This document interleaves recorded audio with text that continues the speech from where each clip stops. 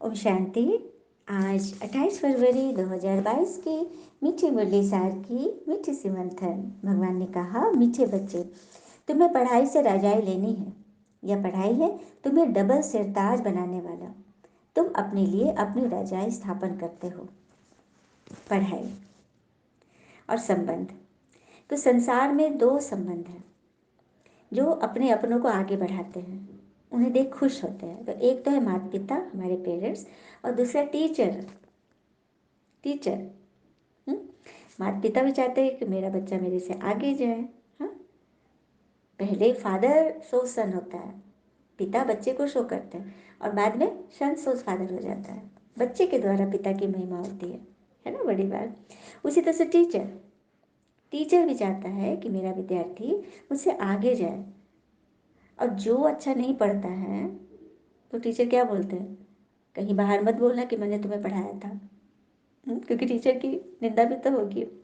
इसीलिए भगवान कहते हैं कि अच्छी रीति पढ़ो, शिव का निंदक मत बनो, है ना।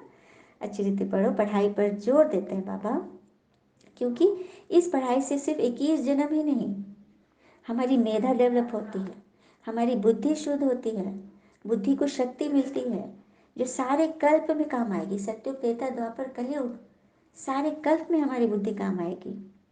हम ही तो भक्ति शुरू करने वाले सबसे पहले के थे, हम ही सबसे पहले राजा बनते हैं, और भगवान को भी हम ही सबसे पहले पहचाने। तो पढ़ाई के संस्कारों से हमारी संस्कृति बदलती है। तो पढ़ाई को जितना दिल से पढ़ेंगे उतना दैवी संस्कार धारण होंगे, और हमारे जीवन में सुख, शांति, आनंद, शक्ति, ज्ञान, पवित्रता की भरपूरता होगी। तो देखा पढ़ाई का महत्व। हमें डबल सितार बनाने आए हैं बाबा। प्रश्न है, कौन सा कर्तव्य एक पिता का ही है जो मनुष्यों का नहीं हो सकता? तो पीसलेस वर्ल्ड को पीसफुल बनाना कौन कर सकता है? सिवाय परमात्मा के कोई नहीं। बाकी मनुष्य तो बहुत कर्तव्य करते हैं कि सब मिलकर एक हो जाए। पोप भी कहते थे कि वननेस आए, विश्व में पीस हो जाए। एक दो को पीस प्राइज भी देते हैं, परंतु उन्हें को यह पता थोड़ी है कि अभी दुनिया में राम राज नहीं है जो पीस होगी। अभी तो रावण राज है। पीस तो राम राज्य में होती है, जो भगवान इस पढ़ाई से स्थापन करने आए हैं। धारणा है, बाबा की श्रीमत और पवित्रता की ताकत से इस पतित सृष्टि को पावन बनाने की सेवा करनी है। भगवान की श्रीमत और पवित्रता की ताकत से इस पतित सृष्टि को पावन बनाने की सेवा करनी है। तो सबसे पहले अपनी सेवा, स्वयं की सेवा। पालौकिक शिव पिता को निरंतर याद कर अपनी स्वर्गिक राजाई लेनी है, अपनी स्वर्गिक राजाई लेनी है। तो उसके लिए पढ़ाई ही वो बीज है, नींव है। इसको अच्छी रीति पढ़ेंगे। देखो स्कूल में भी बच्चे लौकिक में भी पढ़ते हैं, अच्छा रीति पढ़ते हैं, कंपटीशन पार करते जाते, तब तो उन्हें अच्छी नौकरी मिलती है, और फिर नौकरी से फिर धन भी मिलता है, सफलता मिलती है ना। तो बस परमात्मा जो पढ़ा रहे हैं, हमारी आत्मा पढ़ रही है। शरीर की पढ़ाई तो हमने बहुत पढ़े, कोई वकील, बैरिस्टर, जज सब बना, डॉक्टर, लेकिन इस पढ़ाई से हमारी आत्मा मनुष्य देवता बनेगी। तो ये काम कौन करा सकता है? सिवाय भगवान के कोई नहीं, है ना। वरदान है आज का, हर बोल द्वारा जमा का खाता बढ़ाने वाले आत्मिक भाव और शुभ भावना संपन्न बनो। हर बोल द्वारा जमा का खाता बढ़ाने वाले आत्मिक भाव और शुभ भावना संपन्न बनो। तो हमारे हर बोल कैसे होंगे? हमारे हर बोल अच्छे हों, इसके लिए हमारे संकल्प को अच्छा करना है। हमारे संकल्प अच्छे होंगे, क्योंकि संकल्प बीज है। बीज सही होगा तभी हमारे बोल और कर्म सही होंगे, एक्यूरेट होंगे। और ये ज्ञान जो है भगवान कल्प कल्प माफिक दे रहे हैं। सिर्फ एक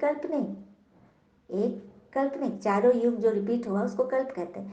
लेकिन कल्प कल्प मतलब चक्र है ना, तो निरंतर ये घूम रहा है, चारों युग निरंतर घूम रहे हैं। तो कल्प कल्प माफिक भगवान हमें ये ज्ञान दे रहे हैं। बाकी दुनिया में जो सिपाही, जो सेना होते हैं, वो लड़ते हैं तो अपने राजा के लिए लड़ते हैं, अपने देश के लिए लड़ते हैं। लेकिन यहाँ पर हम बच्चे भी तो रूहानी सेना, बाबा बोलते तुम ईश्वरीय सेना हो। हम बच्चे लड़ रहे हैं अपनी विकारों से। किसके लिए? अपनी राजाई पाने के लिए, स्व पर राज पाने के लिए हम ये ज्ञान सुनकर उस्तादों मतलब अपने परमात्म उस्ताद से सीख रहे हैं, टेक्निक सीख रहे हैं कि अपनी कमी कमजोरियों को कैसे हटाएं, जिससे हमारे हर बोल जमा के खाते को बढ़ाए, मतलब हमारी कमाई जमा हो। तो समर्थ बोल का अर्थ है जिस बोल से प्राप्ति का भाव, जिस बोल में प्राप्ति का भाव हो, नहीं तो क्या होगा, व्यर्थ के खाते में चला जाएगा। हम अपने ही भस्मासुर खुद बन जाते हैं अपने संकल्प और बोल से। देखो भस्मासुर को शक्ति मिल गई थी, भस्मासुर कहानी पता है ना, वरदान मिला उसको, इतनी तपस्या की थी तो शिव जी ने वरदान दिया उसको। तो उसने मांगा कि मैं किसी के सर पर हाथ रखूं तो वो भस्म हो जाए, मतलब मैं निष्कंटक रहूं, मुझे कोई मार न सके। तो उसके मन में पाप आ गया, तो शिव जी के सर पे ही हाथ रखने चला। तो शिव जी ने युक्ति भिड़ाई, विष्णु जी से बात किया, फिर लक्ष्मी आई, लक्ष्मी माँ नृत्य की, मोहिनी नृत्य की, और ऐसा उसको मुंह में अपने पास में बांधी, क्योंकि जो विकारी होते हैं वो तो मुंह में ऐसे ही पड़ जाएंगे। तो फिर वो नृत्य करते हुए हाथ अपने सर पे रखी और उनको कही थी कि तुम भी मेरे जैसा करो, और वो भी अपने सर पे हाथ रखा तो भस्माभूत हो गया। तो देखा अपने सारे ज्ञान को क्या किया उसने, खुद ही भस्म कर दिया, सारी विद्वता सारा वरदान उसने खुद खत्म कर दिया जब उसके मन में पाप आया। इसीलिए भगवान बोलते हैं कि संकल्प, बोल और कर्म पे अटेंशन रखो। मीठे के साथ मीठा बोलना इजी है, मार्क्स तो वहाँ मिलेंगे जहाँ हम तीखे के साथ भी मीठा रहे, उसके लिए भी शुभ भावना रखें, उसके लिए तरस की रहम की भावना, तभी हमारे हर बोल समर्थ होगी और कमाई जमा होगी। स्लोगन, हर कारण को निवारण कर सदा संतुष्ट रहना ही संतुष्ट मणि बनना है। तो कारण आ गया, क्या क्यों कैसे नहीं करना है, कारण आया स्वीकार करें, अब उसके निवारण पे मन बुद्धि को टिका दें। इससे क्या होगा, चिंता से चिंतन में आपकी दिशा बदल जाएगी, एक दिशा दे देंगे अपनी सोच को। जनरली क्या होता है, हम चिंता आ गई तो हम उसी में घुस जाते हैं, उसी अंधे कुएं में, उसी खाई में घुस जाते हैं और निकलने का रास्ता नहीं सुनाई दिखाई देता। तभी तो हम कहते हैं कि अरे भाई तुम बताओ तुम बताओ, मुझे तो मेरे मन में तो अंधेरा छा गया, क्योंकि अंधे कुएं में घुस गए हैं। उससे निकालने के बाबा कह रहे हैं कि कारण आया स्वीकार करो।